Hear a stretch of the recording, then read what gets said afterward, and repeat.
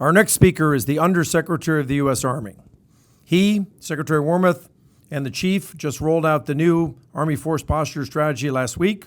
He is responsible for $185 billion of annual U.S. Army funding. Please welcome Undersecretary Gabe Camarillo. Well, good morning, everyone. Thank you so much to Jim McAleese and team for hosting me. Thank you all for being here for this very important conference. It's the 15th anniversary of the McAleese Defense Programs Conference and my first one as speaker. I've been here many times in the audience in many different venues, so it's a real thrill for me to stand in for Secretary Wormuth, who couldn't be here today, to represent the Army. So I would love to be able to detail for all of you what is going to be in our FY25 budget submission, but you're going to have to wait until Monday. But we will provide details here very shortly. What I thought I could do today is actually articulate a little bit about the context that frames some of our budget choices, the principles that are guiding our tough decisions that we had to make, and most importantly, some of the unfinished business that we have to do as we look ahead not only to 25, but certainly to beyond. And I'll also note up front that you're going to hear from some other fantastic Army speakers. You just heard from General Hokanson on behalf of the Guard Bureau, but you're also going to hear from, first of all, General George, our new Chief of Staff, and then certainly from Assistant Secretary Bush, who I think is in the audience right now, also listening. So you're going to get a lot of Army. I do want to say thanks also to Jim for giving me this prime time speaking slot as far as this conference is concerned. You know, everyone's had a couple of cups of coffee. It's not the end of the day. Lunch hasn't set in yet, so thank you all very much. I will begin by just kind of framing what we're going to do and then take some Q&A. I think every time you hear speakers at this conference, they are talking about how we are all making within the services the shift from really a focus over 20 years on counterterrorism operations in the Middle East to a broader focus that includes competition with China, preparation for the acute threat of Russian aggression, as we've talked about in our national defense strategy, and really the transformation that every service has been making for several years now to prepare itself to be on that footing. What I will say up front is that for the Army, we've been at this now for almost 10 years. It really goes back to after Russia having invaded Crimea. There was a recognition that we needed to align ourselves for great power competition and for the threats that it would certainly require us to be more attendant to. And what we did is we undertook at the time a very massive and comprehensive review of what it would take for the Army to be prepared for a high-end fight. And all of you know the history. It led to a series of large-scale combat operation gaps that were assessed. Those were translated to modernization priorities back in 2018. We established Army Futures Command. We set up the cross-functional teams. We aligned our modernization priorities accordingly, and we've been off to the races since then. So I think my first point I want to make today is where are we in that movie, proverbially? And I would say that we're pretty far ahead. So I think that gap analysis confirmed that we had several key areas we needed to focus on in terms of investment. And Secretary Wormuth spent some time last year talking about them as those operational imperatives for the Army. What I want to talk a little bit about first is the tremendous amount of success that both our warfighters and our acquisition professionals working together have accomplished in terms of fielding and getting momentum on some of these new capabilities. And we've seen that. And Secretary Bush will talk a little bit more about it today, but having the mid-range capability, for example, the first battery fielded, now focusing on providing munitions depths for both SM-6 and Tomahawk missiles to provide that maritime strike capability to the joint force. Fielding the M10 Booker combat vehicle, AMV that's now in production. PRISM Inc. 1, that key capability begins fielding this year. We just awarded a new prototyping contract yesterday for Titan, our new Army ground station. We are developing some real significant momentum in our push on modernization. And I think the reason we were able to do this is because we had such a sustained emphasis for several years on meeting these gaps. We've maintained funding for key programs and tech development. We've leveraged the new authorities and acquisition pathways that the Congress has provided. And I think that we were able to really go fast across two administrations because of that sustained focus. One of the things I want to point out, though, is that as our acquisition processes went really, really quickly, we also recognized that our processes for matching that to force structure, infrastructure investments, training base, all of that also needed to catch up. So we have spent a considerable amount of time this past year to an analysis of Army force structure and how it was prepared to absorb all of the new formations and equipment that was going to be coming online over the next several years. For those that aren't tracking this very closely, we're adding about 30 new or upgraded systems across all 6 modernization priorities. And they will be fielded to a variety of force elements and new units across Army force structure. The highlights of which include, as many of you know, building out our 5 multi-domain task forces, IFPC battalions with both short and medium range air defenses, 9 counter-UAS batteries, and MSHORAD battalions with unmanned aerial systems and rotary wing aircraft that are going to be coming online. So how do you do that? I mean, we simply could have created these new force structure and added it to what we already had. But against this same time period, as all of you know, we've been facing a significant recruiting challenge, and our Army active duty end strength has come down. So in order to bring that into better balance, to match the number of authorizations that we had against the manning that we had in the Army, we had to cut empty authorizations or authorizations in areas we knew that we could take some risk in some cases because they were frankly no longer as relevant for the high-end fights of the future, in order to avert readiness issues. And we've done that. So we announced, I think last week, kind of bringing down our force structure to a base structure that's aligned to an active duty end strength of 470K. That's just authorizations. We know that our actual manning of end strength is going to be lower than that, so we will carry some overstructure. But that would have been much more significant had we not made the painful decisions that we had to make to bring down force structure this last year. So what is the advantage to this? We now have better certainty where the equipment's going to land. We know how we're going to prioritize the manning these new formations, like our MDTFs, our air defense formations that are needed in order to be able to train on the new equipment and to be able to provide support for those critical missions. And we're also able to, most importantly, keep pace with the momentum that we've built on our modernization portfolio. So my point in saying all this is, both on the force structure side and on the modernization side, the plan is well underway in terms of execution. But of course, like any plan, especially one that's been working over several years, there's always going to be a need for some course corrections. And certainly we've seen one as both the battlefield and as technology continues to evolve. One example where we've had to pivot is in our aviation portfolio. So we've always accounted for the fact that we have to assess changes in warfare and how the Army is going to meet those mission requirements. And I think the decision to rebalance our aviation investments was premised really on 2 main drivers. The first, the battlefield has changed. As we're seeing in Ukraine, there is an evolution of sensing capabilities, unmanned systems, and what they provide in terms of options on the battlefield. And I would just point out that the Army's gap has always been, going back, as I said, about a decade, to meet a sensing requirement. We need to see further, more persistently across all domains as much as possible in the high-end fight.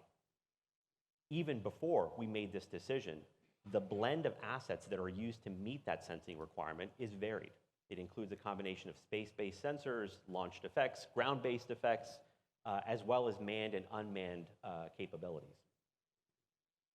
First of all, as we looked at the investment that we were making in FARA, our replacement for our Scout helicopter, it was clear that the requirements, as well as the evolution of the battlefield, necessitated a relook of that investment. And I think the second point I would point out on this that drove our thinking was the industrial base.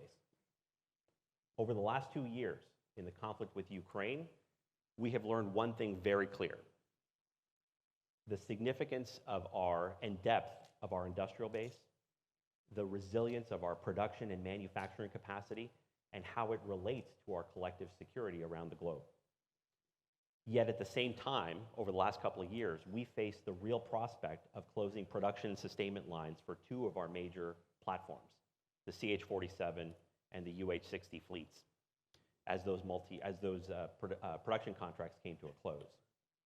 We quickly determined that those risks were unacceptable, and one of the reasons that we made the decision we did was to provide better certainty and clarity in terms of a production signal for those two aspects of our industrial base. So what did we do? We made the difficult decision to no longer pursue development of the FARA platform.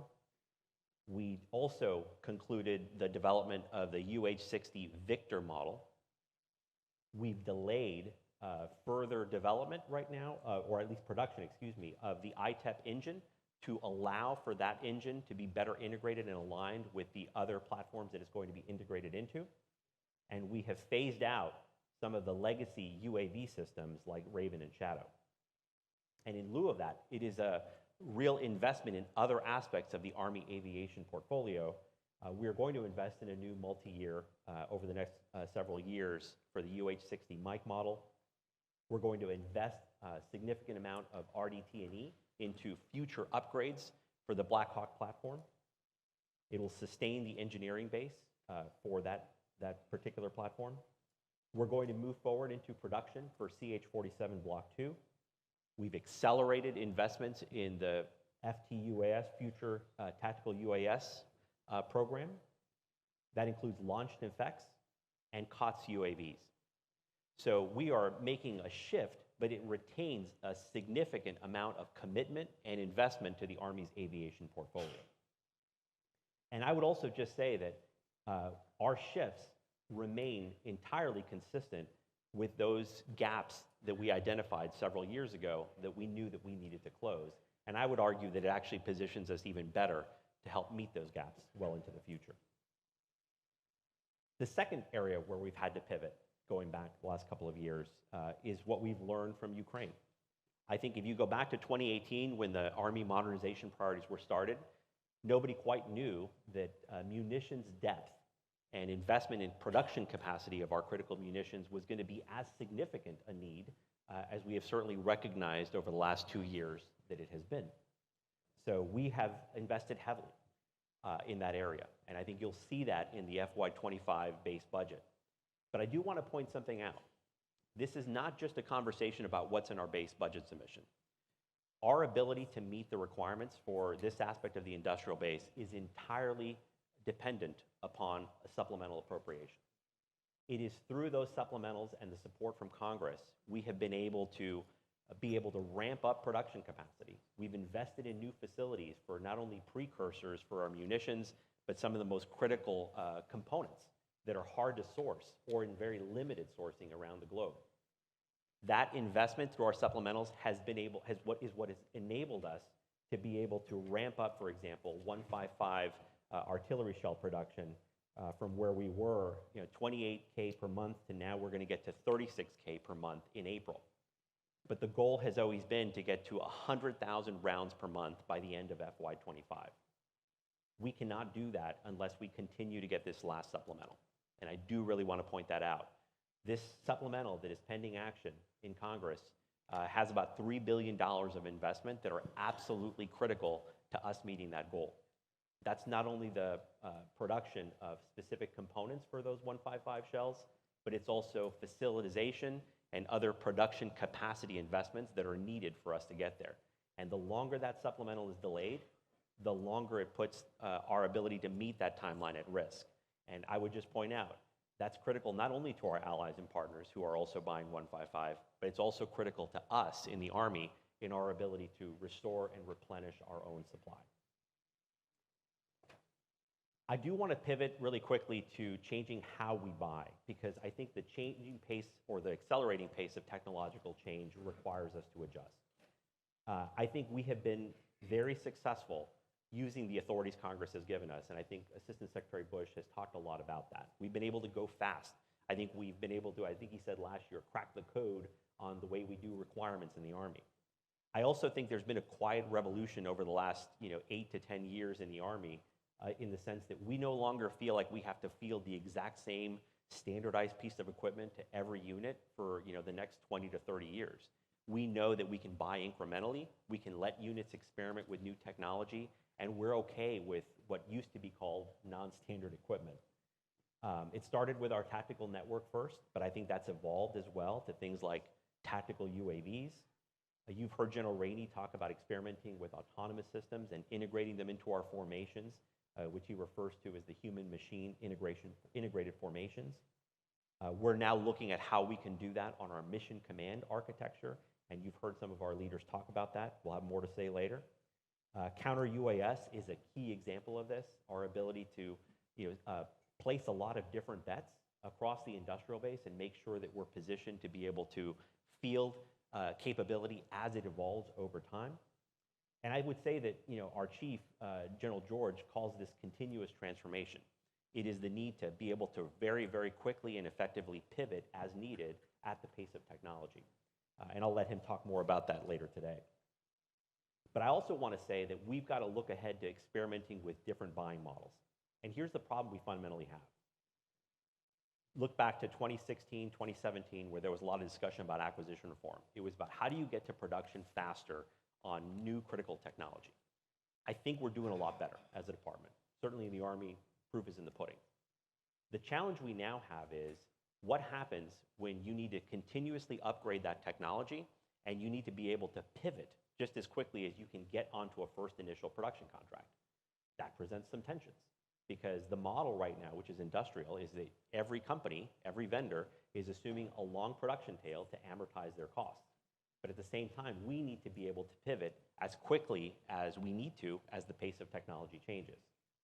We also need to figure out how do we reallocate the costs and risks associated with rapidly evolving hardware and software upgrades, especially as all of our weapon systems are now software defined. This is a new challenge. I think the economics of which are starting to work its way through the system, and I think we need to work very closely with industry on this in order to finish the mission that we have. So I'm a big proponent of different buying models. We're looking at as-a-service offerings. We're already doing that right now on our SATCOM terminals, buying that and experimenting with that as a service, where we don't necessarily have to buy the same terminal and the same piece of hardware equipment. We can essentially provide a revenue stream over time and share that risk with industry. We're also looking at enterprise software as another example of that. And we've done some market research on even tactical radios at the sensitive but unclassified level. Can we do that as a service? That's no different than you paying one fee and your phone gets upgraded over time. Counter UAS is another example. We're looking to pilot, even for fixed sites. Can we do that on an as-a-service basis? I think we need to enter into that conversation, I think, over the next couple of years in a more fulsome manner, and I look forward to working with all of you on that. And I think that if we don't do that, I think the risk is to the warfighter. Our risk is our ability to be able to pivot as quickly and to be able to capitalize on shifts in technology. So experimentation is the key in all of this. I want to give AFC a lot of credit. General Rainey's not here today, but he is at Project Convergence, where they are demonstrating the ability to move data at the speed that the warfighters require in a joint fashion with our partners and allies. It's tremendous success that we're making, and I think a lot of the success we have moving forward is going to be driven by our experimentation. So I want to conclude very quickly because I want to leave some time for questions, but I'll just say this in closing. I think the only real thing that can derail us at this point is the lack of timely and predictable funding. And I think that it's absolutely critical we get this new appropriation. I am guardedly optimistic we will get that, but without that, that is one of the things that slows us down. You can have the best acquisition authorities and the best acquisition strategy, the best requirement, but if you don't have any resources or the ability to reprogram, it's very, very difficult. And lastly, I'll just say we need that supplemental. It's critical to our industrial base. The vast majority of that investment reimburses the Army for operations costs that we are essentially front-loading right now in the CR. In addition to that, it funds critical investments in our US-based industrial base, as all of you know. So with that, I want to say thank you very much for hosting me, and I look forward to your questions. All right, on my way walking over to hand the mic, as a moderator, I take a chance. One thing you did not touch on today is in your expansion and capability with industry and the rest, You're also got a big effort undergoing with the depots to modernize all the depots and expand that capability. Do you want to say anything on that? Yeah, I first want to say thanks to Congress, because another example of support for supplementals over the last 2 fiscal years have enabled us to significantly invest in the Army's organic industrial base. A preponderance of that has been in our ammo plants, where they are single sources of supply for critical munitions, but it's also helped us to invest in some of our other depots as well, to include Anniston, Corpus Christi, that support our aviation platforms. We have a plan. We're funding part of that in the base. We're going to continue to have that commitment, but that's where the supplementals have really helped us as well. Dana Meter, excellent to see you again, Mr. Undersecretary. An outstanding inaugural McAleese debut. You alluded to some of the progress that you've made on network modernization, some of the changes of where you're going. Could you talk a bit more about where you see network modernization going, since it's such a high priority? Yeah, I mean, I think, first of all, I'm very pleased with the work that our team has done partnering with industry. I think that's a great example of where we've shifted the buying models from 10 years ago to one that's much more iterative. I think what we're looking ahead to is, how do we continue to accelerate those cycles of iteration? Most importantly, how do we make sure that we are prioritizing the needs as our Army is better prepared to support the joint force in a high-end fight? So one of the things that we're looking at, for example, is complexity of our tactical network. How do we drive the complexity up to the higher echelon and simplify the network for the lower echelons of our forces? I think beyond that, how do we capitalize on the critical advances in technology? And I think some of that's a policy constraint, and we're working on that. But we continue to make a significant investment in this, because if you look at the advent of new technologies, whether it's AI and machine learning, whether it's the interconnectedness of in our JADC2 environment, the tactical network is a key enabler to all of that. And so we are absolutely focused on getting this right. Hi, Matt Baynard from Defense Daily. I was wondering, as Army leadership was thinking through the force structure changes that were rolled out recently, and you were finalizing that, was there a night court-like process that went into that in terms of thinking about, if we're going to be resourced into these force structure changes, here is where cuts could be made to make sure that, we have the equipment that we need as modernization systems move into fielding? Was that a part of that process? Thank you. When you say night court, I think, was there a senior leader driven process by which we looked at all of the available options? That part of it's true. We took our time. It was a year with significant amount of analysis. And what we looked at is a couple of key areas. The first is we looked at our unit priority list. What are those units that are deploying and most in demand? And then we rank ordered those to see where we could potentially take some risk.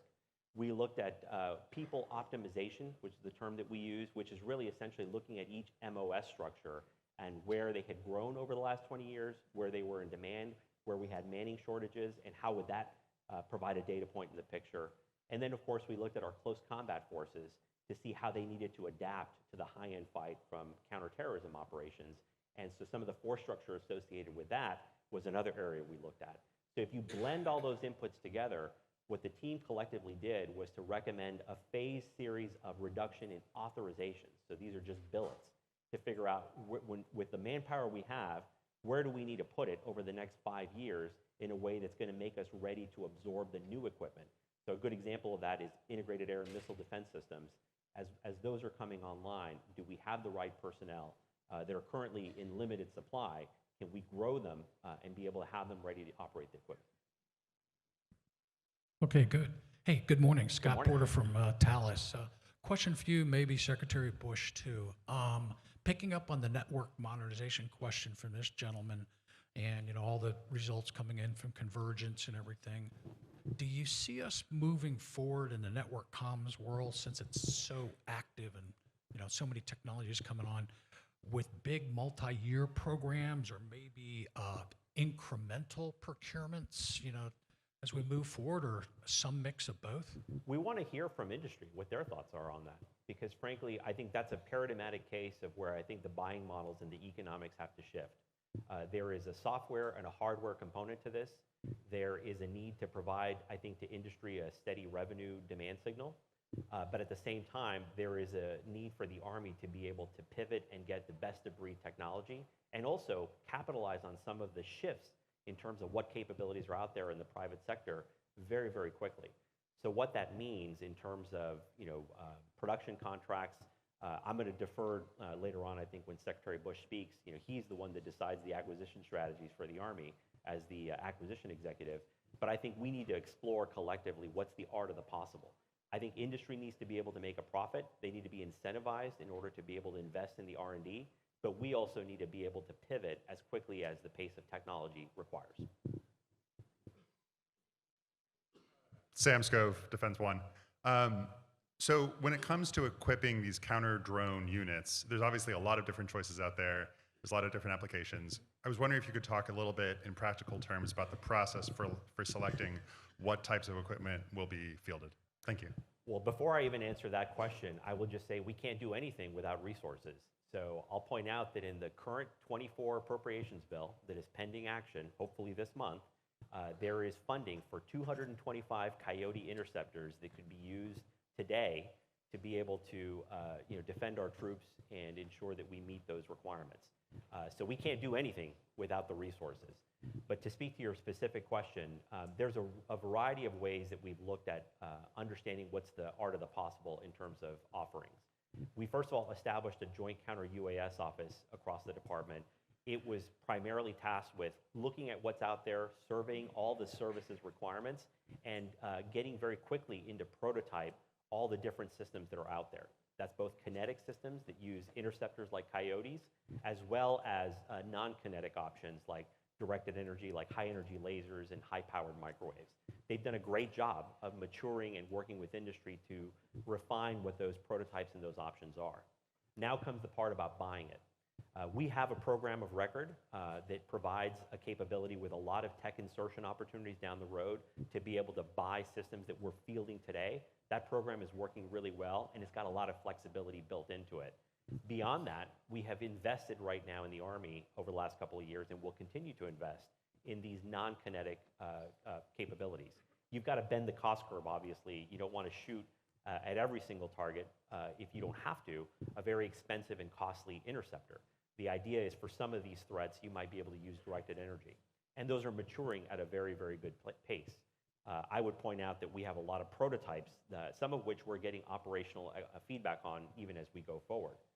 So I think the plan moving forward is really, if we can get the resources and make that shift, we can inject them into the programs and align our programs to be able to get the best of breed. I give the acquisition personnel in the Army a lot of credit.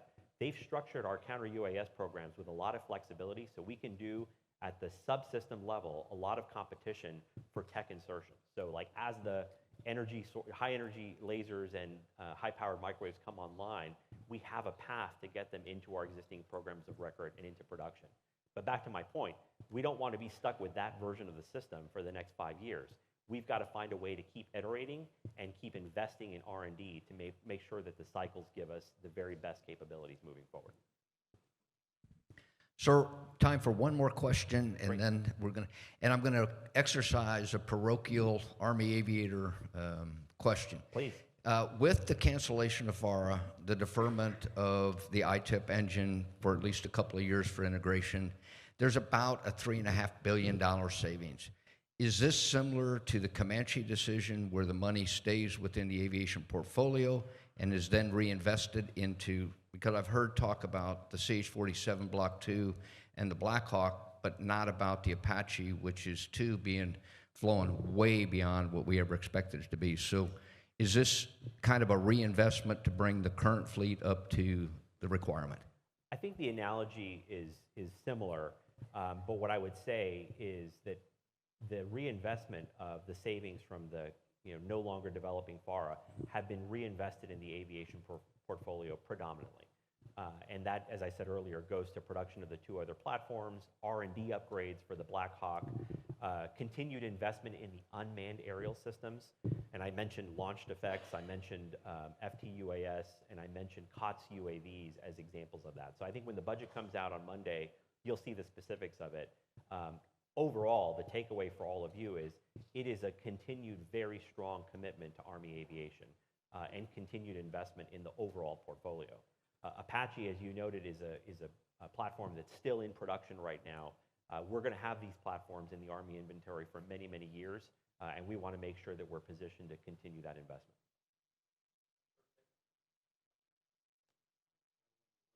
Electronics. Thank you, sir, for a very, very insightful, and thank you for your dynamicism as you got up on stage. As always, it's always good to have you, and we thank you.